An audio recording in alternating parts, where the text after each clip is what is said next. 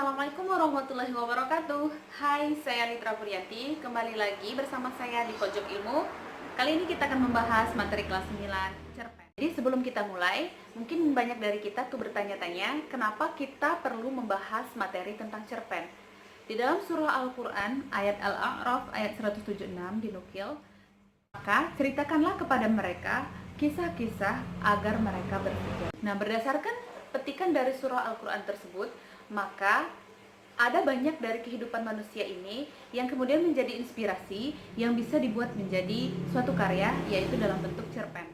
Atau bisa jadi lewat membaca cerpen, maka seseorang bisa mengetahui seluk-beluk suatu kehidupan dan dapat menyelesaikan suatu permasalahan lewat membaca cerpen.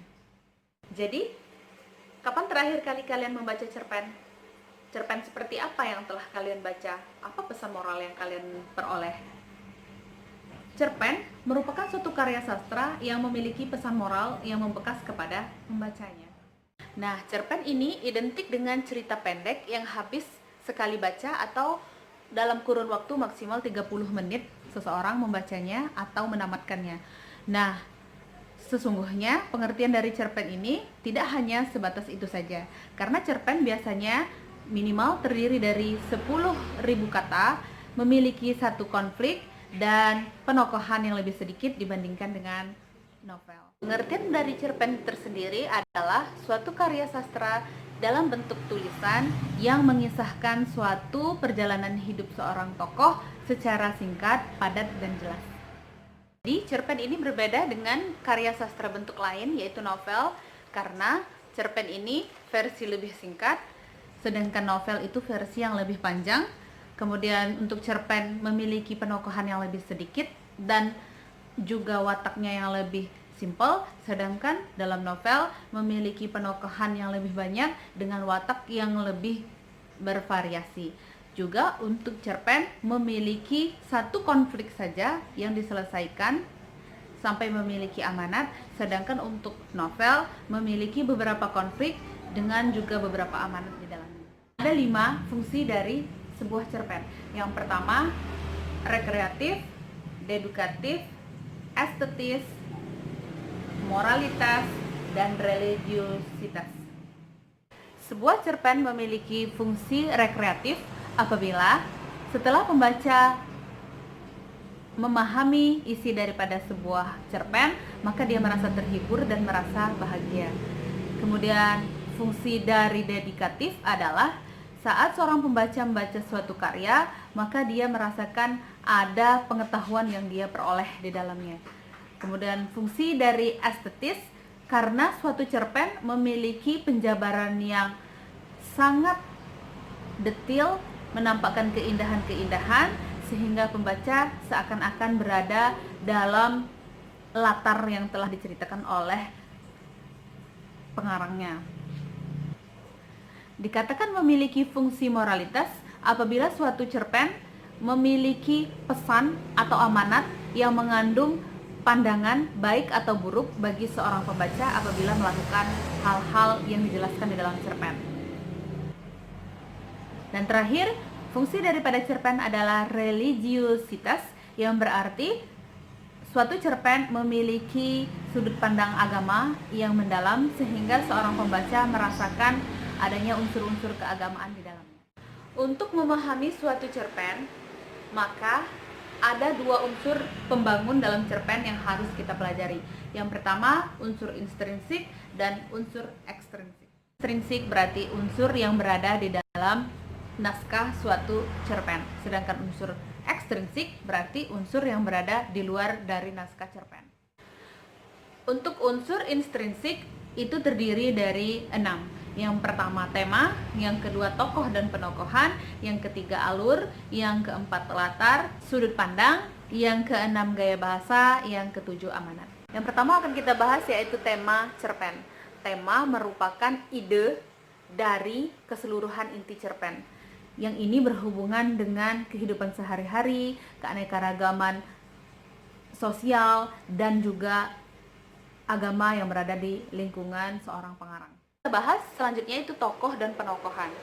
Tokoh ini merupakan orang atau subjek atau pelaku yang berada di dalam cerita pendek. Sedangkan penokohan adalah watak dari tokoh itu sendiri. Nah, ada 3 jenis tokoh yang berada di dalam suatu cerpen secara garis umum. Yang pertama, antagonis, yang merupakan peran jahat yang selalu memberikan konflik kepada peran protagonis. Sedangkan protagonis adalah peran utama atau yang penggerak berada di dalam suatu cerpen, dan dia selalu biasanya memiliki watak yang baik, sabar, penyayang, dan lain sebagainya. Kemudian tritagonis, yaitu tokoh yang menjadi penengah antara antagonis dan protagonis. Untuk penokohan atau penggambaran watak biasanya disampaikan dengan 2 cara. Yang pertama, analitik atau disampaikan langsung oleh penulis lewat cerpen. Kemudian yang kedua, secara dramatis atau melewati beberapa hal yang digambarkan di dalam cerpen sehingga dipahami bahwa tokoh tersebut memiliki watak yang baik atau jahat dan seterusnya. Selanjutnya, yang ketiga, unsur intrinsik ini adalah alur. Alur merupakan jalan cerita dari suatu cerpen. Ada beberapa jenis alur. Yang pertama, alur maju, alur mundur, dan alur campuran. Pada umumnya, alur itu biasanya terdiri dari orientasi atau pengenalan, baik itu latar maupun pengenalan dari tokoh, atau pengenalan sedikit tentang isi dari dalam cerpen. Kemudian selanjutnya ada komplikasi atau suatu permasalahan atau konflik. Kemudian yang ketiga ada koda atau penyelesaian atau evaluasi, dan koda merupakan pesan atau amanat yang terkandung dalam suatu cerpen. Selanjutnya yang akan kita bahas yaitu latar. Latar terdiri dari latar tempat, waktu, dan suasana. Untuk latar tempat berarti ketika tokoh itu dibahas di dalam cerpen, menerangkan beberapa tempat-tempat tertentu. Untuk latar waktu, ketika cerita itu dibahas, menampilkan beberapa waktu-waktu tertentu. Dan untuk suasana, maka pada saat tokoh ditampilkan akan menampilkan suasana-suasana tertentu yang ditangkap oleh seorang pembaca. Selanjutnya, unsur intrinsiknya yaitu sudut pandang. Sudut pandang merupakan teknik atau cara seorang pengarang untuk memposisikan dirinya dalam suatu karya sastra, yaitu cerpen. Nah, untuk yang pertama, sudut pandang orang pertama yang akan kita bahas ada 2. Yang pertama, sudut pandang orang pertama serba tahu, dan sudut pandang orang pertama pelaku sampingan. Pandang orang ketiga ini ada 2 juga, yaitu sudut pandang orang ketiga serba tahu dan sudut pandang orang ketiga sebagai pengamat. Unsur intrinsik yang selanjutnya yaitu gaya bahasa. Gaya bahasa merupakan ciri khas dari seorang penulis dalam menyampaikan tulisannya kepada para pembacanya. Terakhir, pesan moral atau amanat. Nah, ini merupakan pesan yang dapat diperoleh oleh pembaca ketika membaca cerita pendek atau cerpen. Selanjutnya, unsur ekstrinsik. Unsur-unsur yang berada di luar karya sastra yang menjadi pembangun suatu cerpen.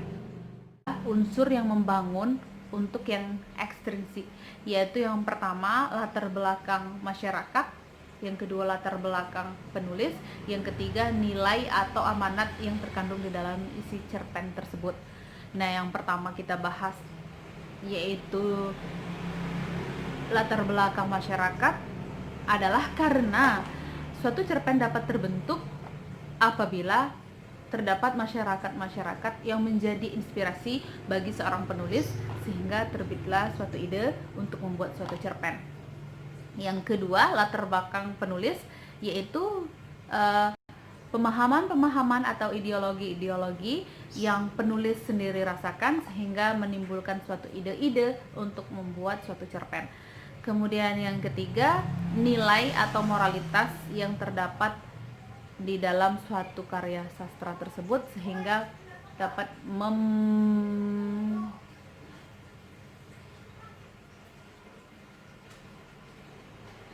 Yang ketiga, nilai yang terkandung di dalam cerpen. Yang ketiga, nilai yang terkandung di dalam cerpen, misalnya nilai agama, nilai sosial, atau nilai budaya, adat istiadat yang berada di dalam cerpen tersebut sehingga dapat memberikan inspirasi untuk terciptanya karya baru. Nah, itu saja pembahasan kita untuk kali ini tentang cerpen. Kita sudah membahas ciri-ciri dari cerpen, kemudian fungsi dari cerpen, dan juga unsur yang membangun dari suatu karya sastra cerpen ini. Ada dua, yaitu unsur intrinsik dan juga unsur ekstrinsik. Kita sudah bahas semuanya secara. Itu saja materi kita untuk kali ini. Sampai jumpa di lain waktu. Saya Litra. Wassalamualaikum warahmatullahi wabarakatuh.